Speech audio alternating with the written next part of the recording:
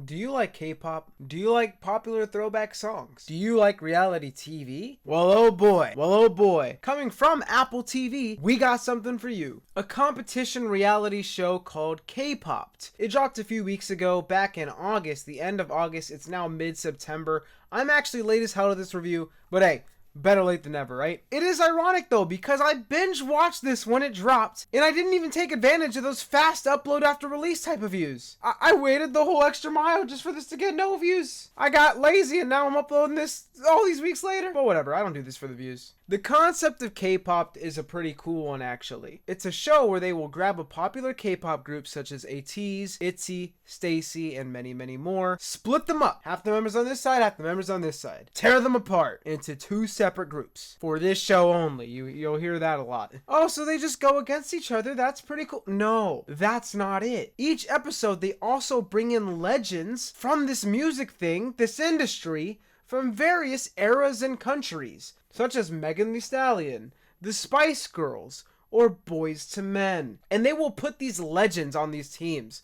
Sometimes it's one legend against another. Sometimes both of the groups do different songs from the same legend, and they compete that way. And they will remix some of their greatest hits in a K-pop fashion, changing the instrumental, changing the pace, changing different things in it, essentially K-popifying it. Hence the name, K-popped. Can you smell what I'm cooking? I hope not. I'm not cooking anything. If you're smelling things that aren't there, you might be having a stroke. You should get that checked out. But I digress. Is this series good? Is it bad? Is it somewhere in between? Let's find out. I'm gonna start with the general non-spoiler review per usual. For those who haven't seen it yet, you may maybe like, I really need to know what Eddie thinks about this before I make a decision on whether I should watch it or not. And then I want to talk about each episode individually in a separate spoiler section for the second half of this video, because I think there's a lot of fun things to talk about, and dancing around spoilers here would just be pretty tough. Hey guys, future Eddie here. You know how in this video I said it's been a few weeks since the show dropped? Well, it's been even longer. It's been a few weeks since I've recorded this video, and I never got around to recording the spoiler section, so this is a totally non-spoiler review. You can watch the entire thing, and you'll be good. Because it's been over a month since the show dropped, I just want to get the video out that I recorded forever ago. I'm not going to go into spoilers. I did have a lot to say, as I mentioned in the video, but unfortunately, it'll just be a random conversation for later. If you ask me in the comments, we can always delve into things more specifically, episode by episode, but I just never got around to recording the spoiler section, and I still want to get this review out to you guys, so sorry. No specific episode breakdowns or whatever, but we got a lot to talk about still without spoiling. Now that you guys are in the know, the ins and outs of how this shit goes, let's get into it, bros and broettes. For starters, it's been ages since I've last fully sat down and watched a reality show. I used to watch so much random ones on cable when I was younger. I even watched the rapper Tyga's reality show. Bet no one watching this knew that shit existed. I watched All in the Family on Facebook, bruh. I was locked in. I never did find myself watching the Kardashians though, and I thank younger me for that non-decision. Obviously, I watched a lot of music type shows too, a lot of the talent show ones like American Idol, The Voice, America's Got Talent, but I also liked a lot of the other stuff like that was on MTV, like, I don't know, any of the Rob Dyrdek shows were huge faves of mine, because younger me for some reason just really liked, I don't know, I didn't think any of it was fake either. I thought all this shit was 100% real, so it was a real blow to me when I got a little bit older and realized, oh, I'm a dumbass. This isn't just a reality show, however. It's closer to one of those talent shows where it is mostly a music show, and thank God. Because as much as I like the reality stuff, I'm here for the music. I'm here for these amazing artists, whether it's the K-pop artists or the other artists. And I loved the concept of this from the moment I first reacted to the trailer on the Eddie Hates Reactions channel. And I'm just very glad that the best part of this series is the music itself. If it was the reality part that I thought was better and the music was not good, that would be a huge blow to me, because that's what I was looking forward to here. As long as the music parts are good, I can forgive anything else not being too good in comparison. The remixes are all tons of fun, high energy. The synergy between the different performers is always pretty on point. It's very fun to see interactions you wouldn't normally see, as a lot of these K-pop groups tend to stick to themselves unless it's a special occasion such as this one. And the performances are pretty solid.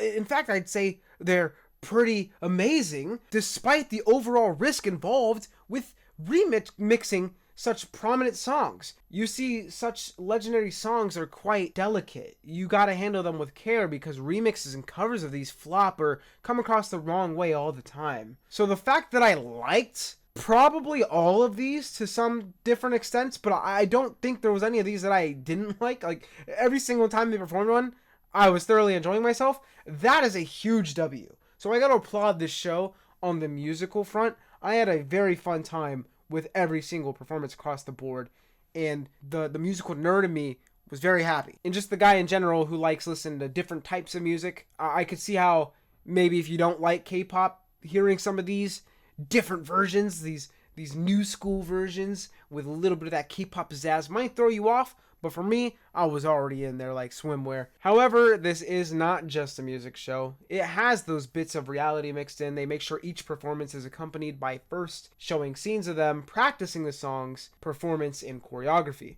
But also a more lighthearted portion where the K-pop artists will meet the non-K-pop artists and they'll go do some shit in Korea, whether it's trying food or just different cultural things in the area. I shouldn't have to specify which Korea I mean here. They obviously weren't in North Korea watching the peak fiction that is Pulgasari. And while that section is cute, it varies in quality between episodes, and I think the time could have been spent showing us more of the actual music process instead. The K-popped versions of the songs come seemingly out of thin air with just a few lines explaining what they were going for and why they made the changes they did. Call me a nerd all you want, but I want to see what went on in the studio. Show me the timeline. Show me the layers. I get it though. It is still reality TV. You need some of that reality in there. You need something to spice it up. I guess it's pretty inoffensive. Like I said, those sections are still fun, and I grew up with this sort of thing, so when watching, I can suspend my disbelief a little. And I wouldn't say get rid of them, just make the episodes longer, because the only part of this that doesn't feel like crumbs of a larger whole is the main performance itself. The rest is a tad bare bones and reads kind of like fluff, which is weird because you don't need fluff to fill up this runtime when you have so much you can do with this runtime. Let's move on though. If you're not super sold on watching the entire series, but it sounds a little interesting, you can pick and choose which episodes you want to watch. Maybe you only care about a few of the artists here, whether it's the K-pop artists or the other artists. That is one great thing about reality TV, I will say, or at least shows like this. There's not too much pressure to watch it in a certain way. As someone who's consumed so much fucking media and focuses so hard on every little storyline and piece of character development and all that, reality TV is nice because you can kind of chill and watch it with no strings attached. You don't have to worry too much about the overall storyline. Obviously, there's still storylines in a lot of competition shows and stuff, but it's not as dire, It's not like fucking Attack on Titan level plot here. You can kind of stitch the pieces together even if you miss an episode and be fine. Hell, you could even do the great cardinal sin that I hate doing, but you could throw it on in the background and watch it. Now, don't get me wrong, I don't mind watching stuff in the background if it's something I'd seen, but if I'm watching something for the first time, I'm that weird media nerd. I don't want to miss anything. I'm watching it straight up. People will always be like, I throw this on while I do this, and I get that people are busy. This is a rant that has nothing to do with my scripts, by the way. So I get why people do it. Me personally, though, if I'm busy, I'm just not going to watch the show. If I need something in the background to listen to, purely, like I said, I don't mind if it's something I'd seen before, like I could throw on an old fucking Marvel movie or something, but if it's something new, I'm just going to listen to a new album, or, I've been making my way through the old Superman radio show, but let's get back on topic. I could say, like, with this, you could probably throw it on in the background if you're that type of watcher, and then during the performances, you're gonna have to lock in, because those are goated, and those are worth the eyes on them. However, I definitely do recommend getting out of your comfort zone. If you like the episodes you watched with just your favorites and you haven't seen the others, there's nothing like checking out new music. I fucking love checking out new music, especially when it's artists I've never heard before, and if it's a genre I've never heard before. I think this could be a great way to introduce K-pop to Western audiences, maybe see what the hype's about, especially with the rise of just K-pop in general in the West in the last few years, even K-pop adjacent things like K-pop Demon Hunters that did very well. I don't know, I just think there's a lot of potential with something like this to introduce audiences to each other, and on the flip side, introduce maybe younger fans that know mostly K-pop but don't listen to too much other things.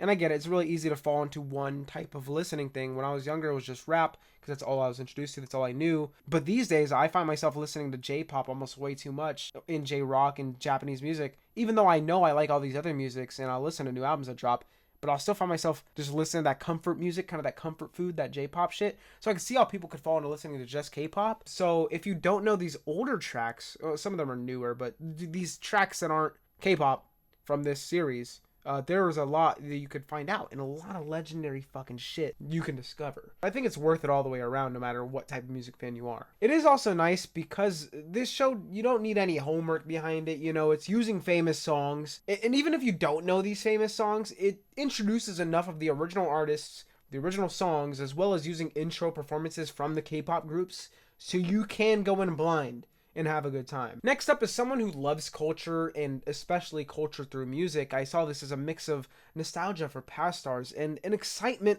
heightener for the future of the music industry across multiple cultures. Because I love nothing more than to see an artist from this place collab with an artist from this place and get that music blend together. So that's why I keep harping the point in this review of why the music was so touching to me. Even if a lot of them are just fun remixes, I still have more of an emotional attachment to them than I should, probably, just because I'm so fucking happy to see these collaborations between countries. I also really like that sometimes they'll have the Western artists join in on the choreography in one way or another, because that's one thing I've been saying on the reaction channel for years. How cool it would be if, like, you know, you get this rapper on a group's choreography and they're low-key and they're doing the moves with them. I would love to see that shit. Like, if you're gonna make a song with a K-pop artist, play the game, man. Do the K-pop shit. Don't just half-ass it. Megan Thee Stallion was doing that.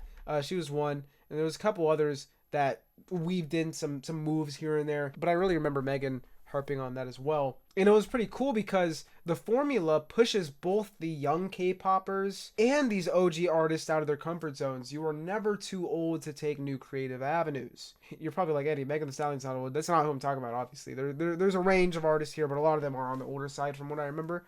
But for example, the Spice Girls are one of those pop groups that I imagine paved the way inadvertently for what K-pop is today. Obviously, the formula and industry, idol-wise, is more modeled off the J-pop structure, but a lot of the sounds they borrow are more Western. And then obviously, as this whole show points out, they K-popify it. As I've made pretty clear, as much as I loved the concept of execution musically, the show as a show isn't perfect. Or maybe my standards are too high. I'm a negative Nancy. Because I enjoyed this the same way I enjoyed a lot of reality TV as a kid, but I feel there was a potential for something far greater. As previously mentioned, the actual show structure is very in and out. A bit too much squeezed into too little time for me. Even the stuff I got that I personally wanted, like practicing for the performance and the actual music related stuff, repeated moments of the OGs not being able to learn and keep up with the choreography, or creative differences and just, oh, I don't know if we'll be able to get this ready to be how we want it to be in time, which could just be solved by showing them the choreography ahead of time and the K-pop version of it, so they have time to practice or ask to change things that they want, instead of only giving them this many hours to do it. But I get it, it's part of the competition and it ain't that deep. You know, you had to have that type of barrier there. You need to attempt a storyline. It's reality TV, some sort of, we have this problem, how do we solve it? I understand, that's how media works. It's how storytelling works. And no matter how small, each episode they needed some sort of obstacle to overcome. Like, oh, this dance might be hard than they do in the performance. It's just too lazily presented to feel the payoff most of the time. No blame on our performers either here, as I'm making it clear this is on whoever made the show, whoever's at the top, whoever's up here, maybe, I don't know, whoever wanted it to be shown this way. And hey, it could be worse. The attempt at a storyline could be drama, and that shit I can't stand. That's one thing reality TV that I never liked. The drama stuff. That's why I never watched, like, the shows that my mom would watch, like Jersey Shore and shit. I didn't like that type of stuff. I like the goofy stuff, like Rob Dyrdek's Fantasy Factory and Robin Big, and just, well, I guess Rob Dyrdek shit, and Jackass. You know, just goofy, you know? I never really understood just watching people argue. That doesn't make me happy. That brings negative energy. So yeah, on the flip side of that, it is all positive energy, a celebration of music from all sorts of places in the world. So while, yeah, I could nitpick a bunch of things here, Rome wasn't built in a day. This is the first show like this that I've seen, at least, and there's always room to improve. We also do need a season 2 so we can get more groups. And fuck it, I'm annoying about Japanese music, but let's get more Japanese artists. They did have one Japanese group on here that was pretty fucking cool. Let's get a spin-off called KPopped.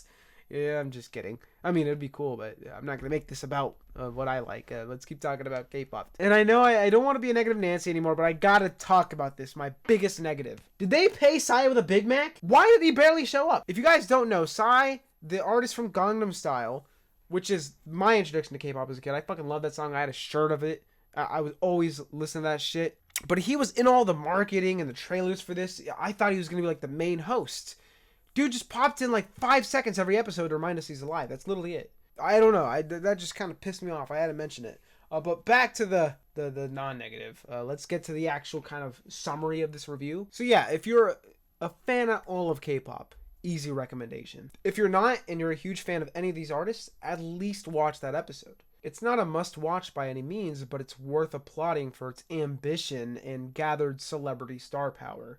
It's definitely a fun time. It was really excited and I nerded out over every single remix. I will say everyone should at the very least, let's say you don't want to watch the show, you know for a fact you don't want to watch this shit, doesn't look good to you at all, check out the remix performances. That's the part of this show I'll recommend the most. If there's anything you need to take from this, it's that, because I think this is just a great example of what can be made when great minds from different cultures come together. The rest is, like I said, it depends on how much you care about these specific artists or the other bits. And yeah, I wanted to end this on a higher note than a lower note, because as I was typing this, I was thinking a lot of Debbie Downer shit. But as I mentioned, those performances live rent free in my head.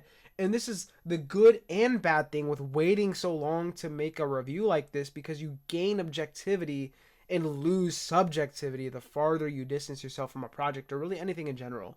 But I tried my best to remember my actual feelings while watching the show, as opposed to like my memory of the show itself and maybe more of the technical things. Because there are two sides to stuff like this and media in general. There is, and I know you can't objectively like rate media or whatever, it's all subjective, but there is like the analytical side of, you know, the technical processes and stuff. But then there's also like, what did it make you feel? How were you thinking when you weren't thinking about these other side nitpicky things? You know, and in the moment it was happiness. So I can't lie and say like, oh, you know, this is bad, this is bad, this is bad. No, it was a fun time, and it was fun enough to where I'm going to say the show is good. But at the same time, I do recognize that there are things holding it back, so I'm not going to shy away from that. So I tried my best to be fair. I really hope you guys enjoyed the video. Like and subscribe and all that good shit, and I'm out. Peace.